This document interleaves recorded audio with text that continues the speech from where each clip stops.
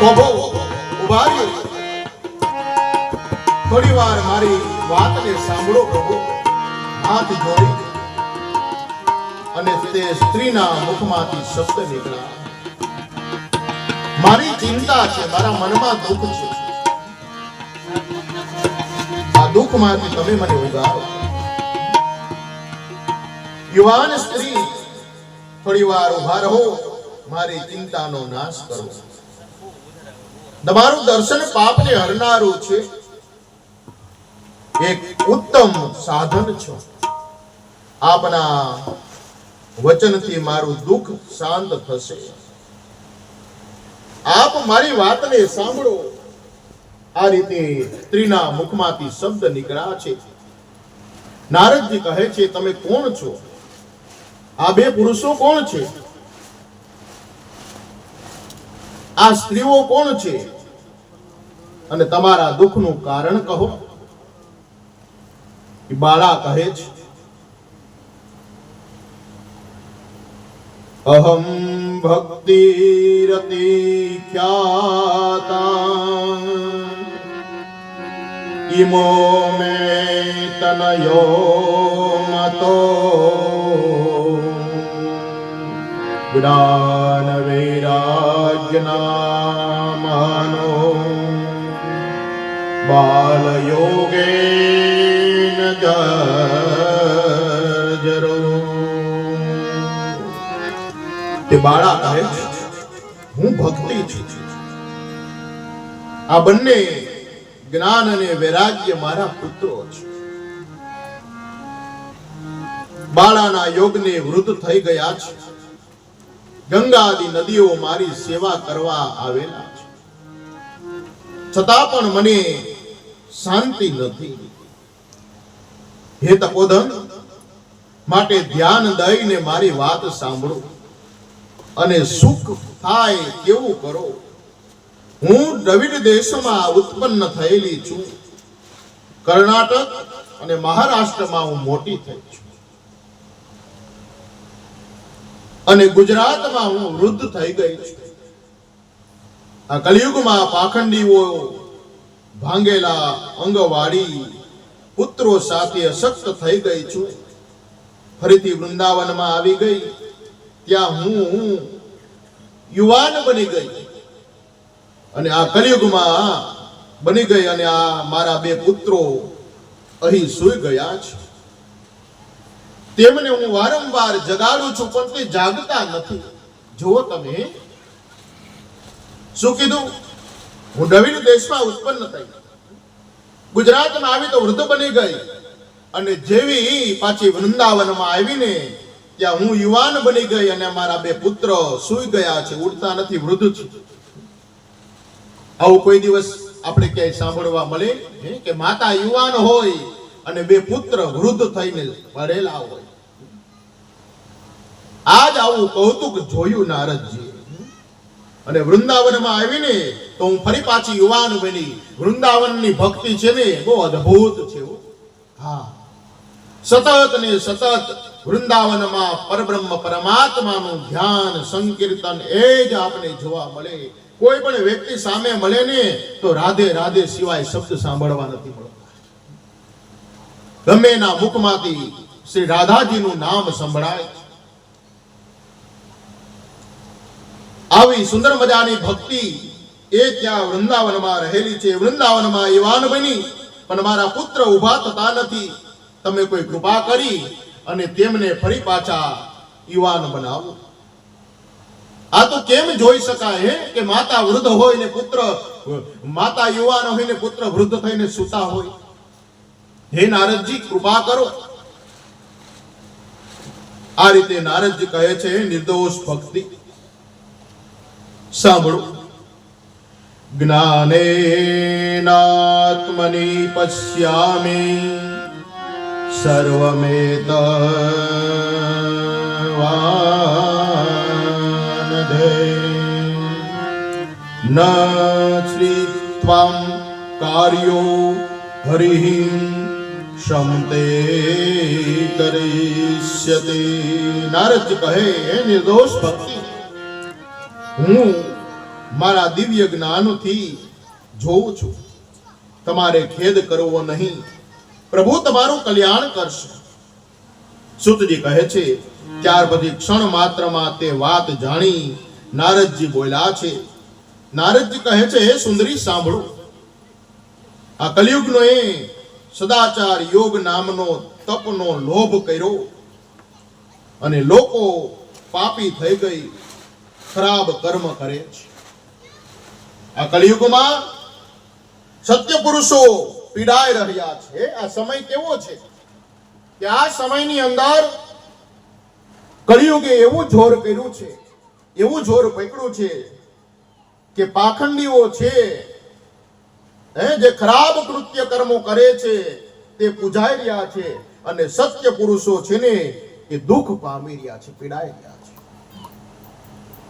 લોકોને દુષ્ટ લોકો રાજી થાય છે, જે ચરિત્ર ઘરે છે તે વિદ્વાન કહેવાય છે, જે ધીરજ ધરે છે તે વિદ્વાન કહેવાય છે. આ પૃથ્વી પ્રત્યેક વર્ષે શેષ ભાર રૂપ થતા કોઈ સ્થળે મંગળ જોવામાં આવતું જ નથી. જોવો તમે, કોઈ જગ્યાએ મંગળ જોવામાં આવતું નથી. આ પૃથ્વી પીડાઈ રહી છે. હાલમાં લોકો વિષયોથી થતા તારા તથા તારા પુત્ર સામું કોઈ જોતું નથી, જેથી વૃદ્ધ થઈ ગયા છે. અને તે પણ વૃંદાવનમાં આવતા તું યુવાન થઈ વૃંદાવનને ધન્ય છે, કારણ કે ભક્ત સતત નૃત્ય કરે છે. તારા પુત્રો કોઈ ગ્રાહક નથી, જેથી વૃદ્ધ થઈ અને સુતા છે. ભક્તિ કહે છે, આવા ભયંકર કલિયુગને પરીક્ષિત રાજાએ શા માટે રહેવા દીધો છે? દયાળુ ભગવાન પણ અધર્મને કેમ આ પૃથ્વી ઉપર રહેવા દીધો? ભક્તિના મુખમાંથી શબ્દ નીકળ્યા કે પરીક્ષિત મહારાજે આવા અધર્મી એવા પાપી કલિયુગને આ પૃથ્વી ઉપર કેમ રહેવા દીધો? અને એના કારણે, આ કલિયુગના કારણે અત્યારે આપણે જોઈ રહ્યા છીએ કે આ જે કાંઈ બની રહ્યું છે ને એમાં આપણો કોઈનો દોષ નથી, કલિયુગનો દોષ છે. શું કામ? કે કલિયુગનું પ્રથમ ચરણ, કલિયુગે હજી પ્રથમ પગ એનો ઉપાડ્યો છે.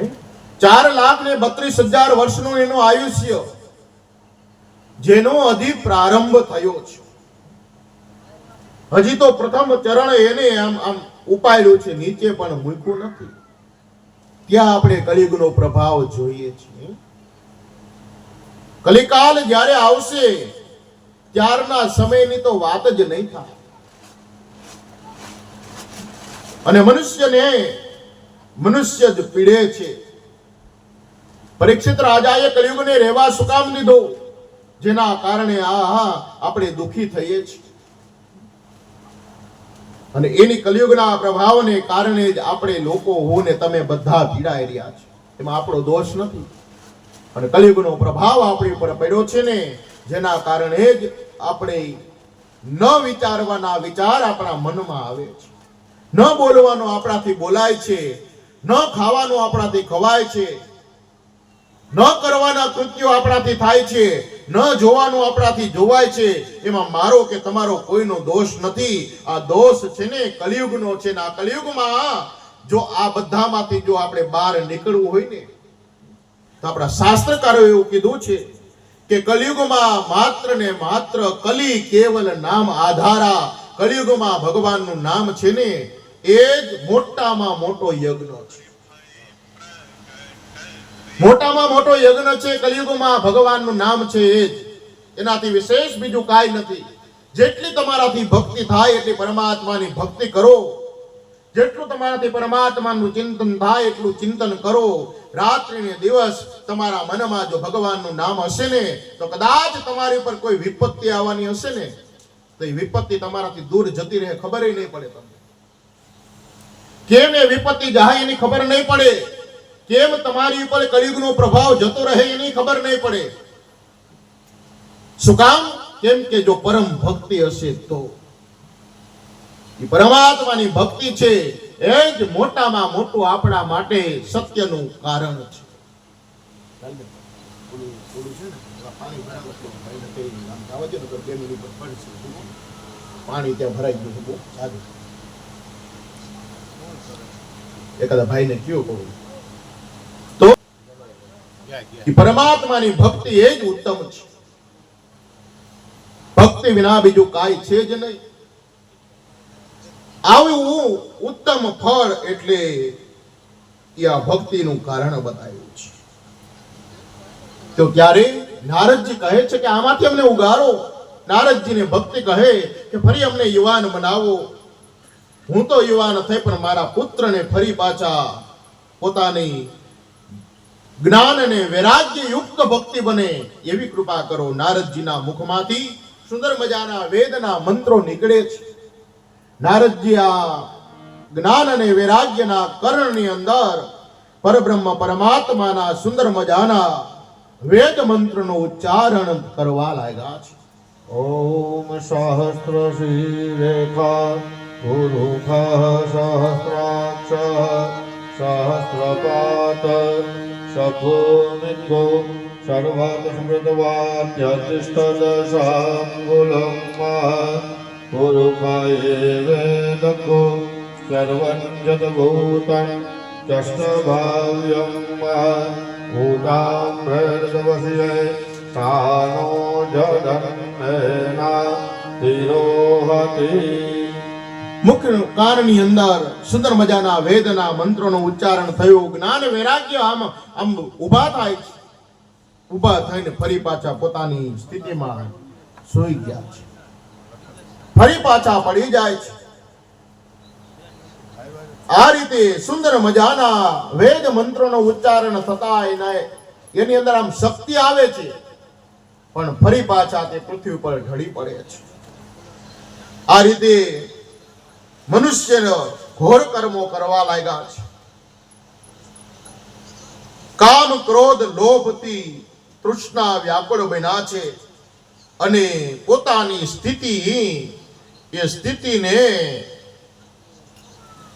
પરમાત્માની અંદર લીન નથી થવા દેતા આ યુગે દોષને કારણે ભગવાન પાસે હોવા છતાં અધર્મ સહન કરે છે સુતજી કહે છે હે સૌનક આ પ્રમાણે નારદજીનું વચન સાંભળી વિસ્મય પામેલી ભક્તિ બોલી ભક્તિ કહે છે હે નારદજી તમે ધન્ય છો મારા ભાગ્યથી આપનો સમાગમ થયો જગતમાં સાધુઓનું દર્શન ઉત્તમ સિદ્ધિઓ આપનારું છે તમારું વચન સાંભળી પ્રહલાદજી ની માયાથી જીતી ગયા ધ્રુવજી દ્રુપદને પામી ગયા તો હે દયાળુ બ્રહ્માના પુત્ર નારદજીને હું પ્રણામ કરું છું નારદજી કહે છે હે સુંદરી તું વૃથા ખેદ કરે છે શ્રી કૃષ્ણના ચરિતામૃતનું સ્મરણ કર એટલે તારું દુઃખ જતું રહેશે જેને કૌરવોના ત્રાસ રૂપી દુઃખથી દ્રૌપદીનું રક્ષણ કર્યું હતું ને અને યોગીઓનું પાલન કર્યું હતું ને તે શ્રી કૃષ્ણ બહુ દયાળુ છે ભગવાન કૃષ્ણ એટલા દયાળુ છે કે જરૂરથી તારા દુઃખો દૂર થશે તું પરમાત્માનું ચિંતન કર ભગવાનની ભક્તિ કર વૃથા ખેદાયસે કાલે અહો ચિંતાનુરાગ્રતમ શ્રી કૃષ્ણાચરણાબોજમ સ્મરમ દુઃખગમેષ્યતે સદાનું રક્ષણ કરનાર સર્વનું પાલન પોષણ કરનાર પરમાત્મ શ્રી કૃષ્ણચંદ્રનું ચિંતન કર આ પ્રમાણે નિશ્ચય તારા બંને પુત્ર ફરી પાછા જ્ઞાન અને વૈરાગ્ય યુક્ત ભક્તિ વાળા બનશે માટે તો ભગવાન કૃષ્ણનું ચિંતન કર કલિયુગમાં મુક્તિ પાખંડ રૂપી રોગથી પીડાતા દરેક દુઃખમાંથી ઉગારનાર જો હોય તો એ છે પરમાત્મા કૃષ્ણચંદ્ર માટે નારદજી કહે છે હે ભક્તિ તો પરમાત્માનું ચિંતન કર ભક્તિ કહે અહો નારદજી હું ભાગ્યશાળી છું હું તમને કહું છું તમને વિનંતી કરું છું હે સાધુ તમે દયા કરી મારા હૃદયનું દુઃખ ક્ષણ માત્રમાં નાશ પામ્યો છે. હવે મારા પુત્રોને સચેત કરો. સુતજી કહે છે, ભક્તિનું વચન સાંભળી નારદજી જ્ઞાન વૈરાગ્યને પોતાના હાથના સ્પર્શ જગાડવા લાગ્યા છે. કાન પાસે મુખ રાખી ઊંચા અવાજથી પરમાત્માનું ચિંતન કરવા લાગ્યા છે અને ગીતાના પાઠ વેદના શબ્દોથી નારદજીને નારદજી જગાડે છે. મહા મુસીબતે જાગ્યા ને જોતા નથી આળસને લીધે બગાસા ખાતા ફરી પાછા પૃથ્વી ઉપર પડી જાય છે. તેઓ ભૂખથી દુખી થયેલા સુતજી બોલ્યા છે. નારદ ઉવાચ, નારદજી કહે, આને જગાડવા માટે હે પરમાત્મા કૃપા કરો. કઈ રીતે મારે આના દુઃખને દૂર કરવું, ભક્તિના દુઃખને કેમ દૂર કરવું? ત્યારે આકાશવાણી થાય છે કે તેમાંથી જગાડવા માટે પરમાત્મા કૃષ્ણચંદ્રનું ચરિત્ર, એમની દિવ્ય કથા, એના ગુણાનુવાદ એમને સંભળાવું, જેથી કરી અને આ જ્ઞાન અને વૈરાગ્ય ફરી પાછા જ્ઞાન વૈરાગ્ય યુક્ત ભક્તિ વાળા બનશે. આકાશવાણી સાંભળી અને ભક્તિ કહે છે, શુક્ર આદિ મુનિઓ ગવાયેલું પરબ્રહ્મ પરમાત્માનું ચિંતન, એવું શ્રીમદ ભાગવત રૂપી જ્ઞાન યજ્ઞ, આ ભાગવત રૂપી કથા ભક્તિ જ્ઞાન અને વૈરાગ્યને ફળ આપનાર છે. માટે ભક્તિ જ્ઞાન અને વૈરાગ્યને સુખી થવા માટે શ્રીમદ ભાગવતના શબ્દ સંભળાવો. નારદજી કહે છે, મેં વેદ વેતા ગીતાના પાઠોની જગાડ્યા પણ તે ઉઠ્યા નથી. શ્રીમદ ભાગવતનો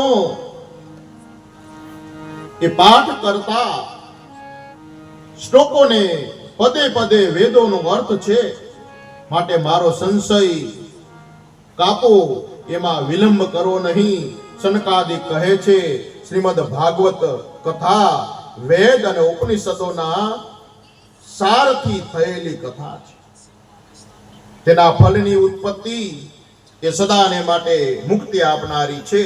માટે સનત કુમારોને આજ્ઞા કરે છે અને એ સુંદર મજાનું શ્રીમદ ભાગવત રૂપી જ્ઞાન યજ્ઞ એ આ જ્ઞાન વૈરાગ્યની આગળ કથાનો પ્રારંભ થાય છે. સુતજી સૌનક આદિ ઋષિઓને કહે છે કે સુંદર મજાની ભક્તિ અને જ્ઞાન વૈરાગ્યની આ કથા સંભળાવે છે. ભક્તિ આનંદ પામે છે, જ્ઞાન વૈરાગ્ય ફરી પાછા સુંદર મજાનું સ્વરૂપ ધરી અને એવા તે કોમળ શરીર વાળા ઉત્પન્ન થાય છે. બે હાથ જોડી નારદજીને વંદન કરે છે. સનત કુમારોને આગળ સુંદર મજાની પ્રાર્થના કરે. સનત કુમારોને પ્રાર્થના કરવા લાગ્યા. કેવા લાગ્યા છે કે આજ હું ધન્ય બની. ભક્તિ દેવી હાથ જોડીને કે નારદજી, જો તમારો સમાગમ ન થયો હોત, તમે જો ન મળ્યા હોત ને, તો આજ આમાંથી મને મુક્તિ મળત નહીં. આજ ફરીથી મારા પુત્રો યુવાન બન્યા, એનો મને આનંદ છે. બહુ આનંદ પામ્યા. આની ઉપરથી આપણે એટલું જ સમજવાનું છે કે આ કલિયુગની અંદર કલિયુગ આવ્યો નથી, હજી તો આવવાનો છે. ત્યાં આપણી ઉપર આટલા પીડાથી આપણે ઘેરાઈ ગયા છે. તો આમાંથી મુક્તિ મેળવવા માટે એક જ સાધન છે કે પરમાત્માના ગુણાનુવાદ ગાવા જ પડશે, ભગવાનને ભજવા જ પડશે. આ કલિયુગની અંદર જો ભગવાન નહીં ભજાય ને, તો આ કલિયુગમાં આપણે જીવી નહીં શકીએ. માટે ભગવાનને ભજવાનો એક જ માર્ગ, ભગવાનની ભક્તિ, ભગવાનનું સંકીર્તન અને પરમાત્માની એ આનંદ ગાઈ એ સુંદર મજાનું પરમાત્માનું કીર્તન, એ જ આપણા માટે ઉત્તમ ફળ આપનારું છે.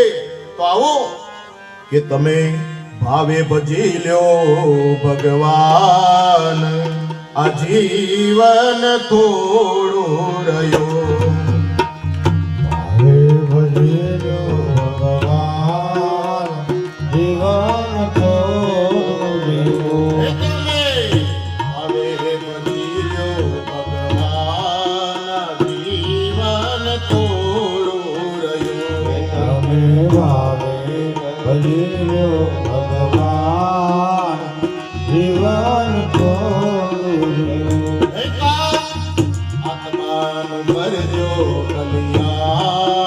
જીવન થોડું રહ્યું આત્માનું કરો